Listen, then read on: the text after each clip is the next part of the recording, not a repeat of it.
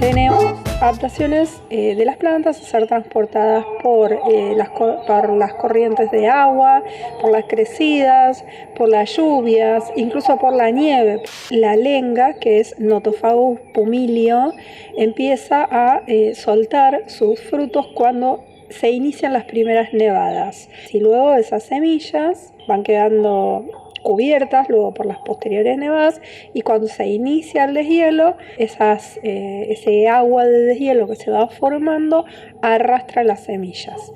Hay otras especies que están adaptadas a que sus semillas sean arrastradas por las lluvias, especies que se dispersan con las crecidas o que son arrastradas por las corrientes. Un ejemplo típico es el del coco, Cocos nucifera, que es una especie nativa americana, pero no de nuestro país. La fruta del coco no es el coco que nosotros compramos en la verdulería, sino que tiene toda una parte carnosa alrededor, que tiene, digamos, una densidad menor que la del agua y flota. Entonces, cuando los cocoteros despiden cuando los cocos se caen, maduran y se caen, muchas veces cae en el agua y es arrastrado el coco por esas corrientes de agua hacia lugares que pueden ser muy, muy lejanos. Entonces, de esa manera se transporta. Una especie nuestra, local, que tiene un tipo de dispersión similar es el timbó colorado, Enterolobium contortisilicum. Es muy difícil de decir. Es más difícil de decir que descacharrizar. Entonces, Enterolobium contortisilicum, que tiene una legumbre arriñonada, o sea, tiene forma de riñón, negra, oscura, donde adentro están las semillas, y que también es muy globosa, tiene mucho aire y flota. Entonces, cuando esas legumbres caen sobre las corrientes de agua, por ejemplo, del Paraná o de los arroyos en la región mesopotámica de nuestro país, esas semillas caen sobre las corrientes de agua y son arrastradas. Otra planta nuestra local, muy linda, muy querida, que utiliza el agua como medio de dispersión, o sea, es una planta acuática y además se dispersa utilizando las corrientes como vector y las grandes crecidas cuando se producen inundaciones, es el camalote. Nuestro querido y bello camalote, que se usa mucho como planta ornamental, que en las regiones donde no es autóctono es una especie muy, muy invasora, pero también tiene grandes utilidades como biorremediadora y cuyo nombre de especie es Eichhornia crassipes. Es una planta que es acuática, entonces tiene un montón de adaptaciones a la vida acuática. Tiene distintas formas, tiene los pecíolos de las hojas engrosados y como esponjosos, con cámaras de aire que lo hacen flotar. Y cuando hay unas poquitas plantas, esos pecíolos tienen una importancia muy grande, pero a medida que la planta se reproduce por estolones, por reproducción vegetativa, van armando como grandes colchones de camalotes muy, muy grandes, pueden tapar cursos de agua enteros y interferir con la navegación, por ejemplo, y pueden traer problemas comerciales bastante importantes. Se forma como un tejido de raíces, se forman verdaderas balsas vegetales donde empiezan a tener menos importancia los pecíolos de las hojas como órganos de flotación y directamente toda la estructura funciona como una gran balsa. Asociados a esos camalotales hay comunidades estables que viven de otras plantas, helechos acuáticos y otras plantas acuáticas, y de muchísimos invertebrados como pueden ser gusanos, insectos en estadios adultos y larvales, pequeños peces. Hay una fauna muy diferente en la región subacuática entre las raíces y la que hay en las regiones superiores. En la región de las raíces se calcula que hay más de 150 especies, la mayoría microscópicas, menores a 1 milímetro, que viven asociadas a esas raíces y que son parte de la comunidad estable. En la región de arriba también podemos encontrar además algunos vertebrados, además de invertebrados, además de sobre todo insectos, podemos encontrar algunos vertebrados. Las jacanas, por ejemplo, o gallitos de agua, jacana jacana es la especie, andan mucho sobre los camalotales alimentándose, donde también hay crustáceos en la región superior, pequeños cangrejos y otros bichitos. También pueden anidar sobre los camalotales. También pueden encontrar serpientes, muchas serpientes, pequeños reptiles, algunos pequeños mamíferos que no viven en el camalote, pero que acuden a los camalotes en busca de alimentos.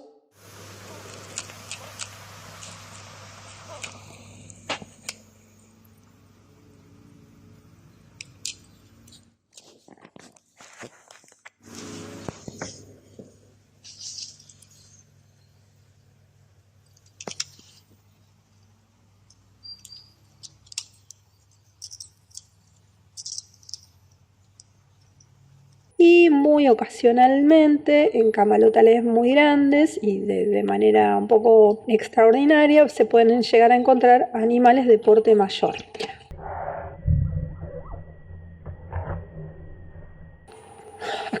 Acabas de pasarme 2 pájaros. Bueno, estas son las cosas que pasan cuando uno graba en exteriores. Estaban muy entretenidos en su cortejo y me parece que muchos no me registraron.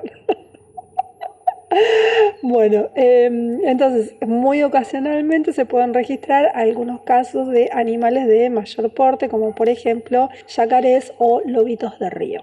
Asociados a esos camalotales tenemos toda una comunidad, todo un montón de grupos de especies muy diversas que son parte de esa comunidad y que a medida que el camalotal se desplaza sobre una superficie de agua, sobre un curso de agua, esas especies que son parte de la comunidad, son parte regular de la comunidad, tienen también como estrategia dispersiva el ser arrastrados por el camalotal, mientras que algunos habitantes ocasionales del camalotal también pueden ser transportados, aunque no es parte de una estrategia de dispersión específica, sino que esta dispersión es un poco más azarosa, más accidental. Luego tenemos también especies que producen su fecundación en el agua y entonces también las gametas pueden ser arrastradas. Hay un montón de especies acuáticas, tanto de agua dulce como de agua salada, que viven, digamos, su hábitat natural es el agua y que viven durante toda su vida o parte de su vida sumergidas.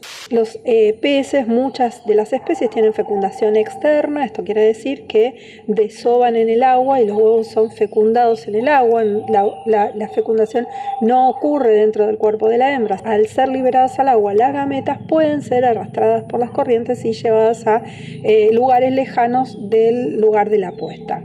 Lo mismo ocurre para muchos, por ejemplo, arrecifes de coral, donde las gametas se liberan también de manera sincrónica, y en todos los casos donde estas gametas se liberan de manera masiva y el hecho de que ocurra una fecundación, como ocurre en un medio externo, como la posibilidad del encuentro entre gametas es muy baja porque depende mucho más del azar que cuando hay una fecundación interna, se liberan cantidades de gametas muchísimo mayores y de manera sincrónica, es decir, todos los individuos de una colonia liberan sus gametas al mismo tiempo, todos los reproductores, ¿no? Todos los adultos reproductores liberan sus gametas al mismo tiempo. Entonces, eso aumenta mucho las posibilidades de encuentro entre gametas. Ahora, estas situaciones en las cuales las gametas son liberadas al ambiente generan la posibilidad de que esas gametas sean arrastradas a locaciones muy lejanas al lugar donde se produjo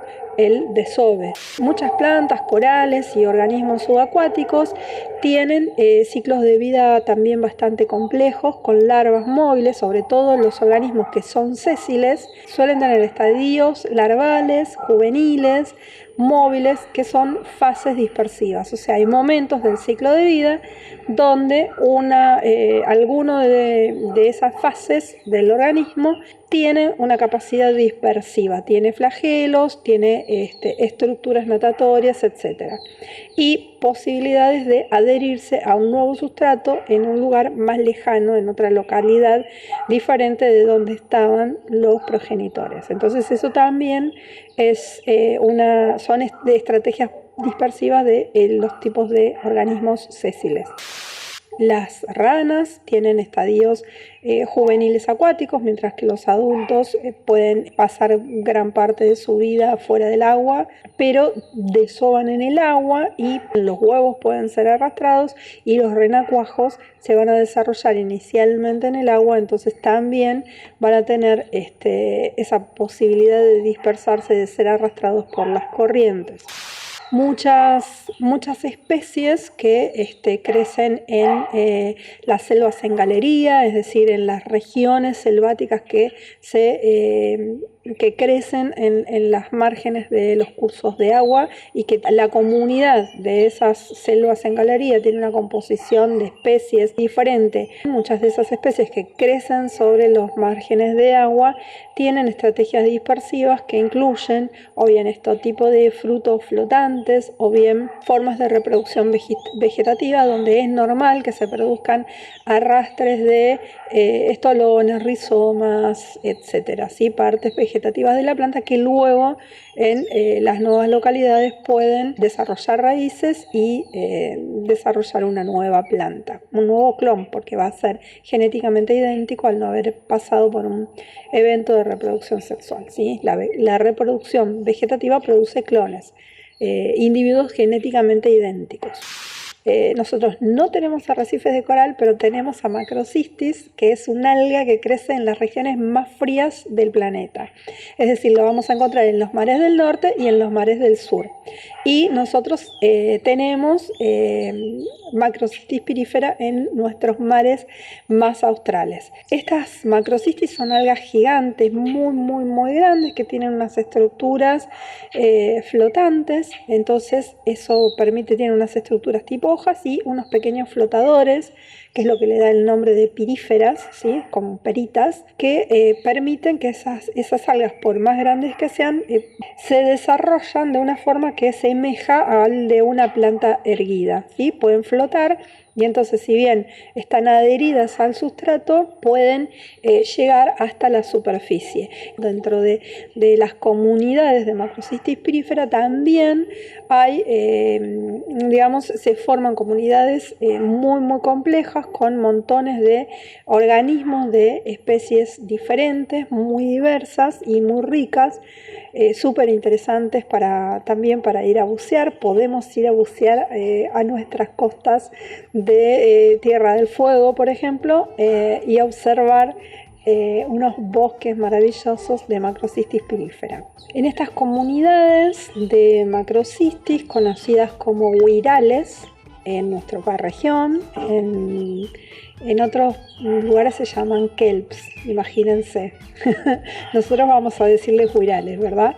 Dentro de las comunidades de Macrocystis, entonces podemos encontrar un montón de especies asociadas que son parte estable de esa comunidad y que son muy interesantes. Y esto va aparte de la cuestión de estrategias dispersivas, simplemente para aprovechar que estábamos hablando de organismos acuáticos y conocer un poquitito nuestra flora y nuestra fauna, donde también tenemos paisajes bellísimos como estos que podemos ver en las imágenes, y algunos organismos que les voy a dejar grabaditos acá con sus nombres de especies y toda la belleza de organismos que podemos, y la diversidad, la belleza y la diversidad de organismos que podemos encontrar en nuestras mares del sur, por ejemplo en el estrecho de Magallanes, bueno, en general en toda la zona de Tierra del Fuego podemos encontrar estos bosques de algas que son maravillosos, maravillosos.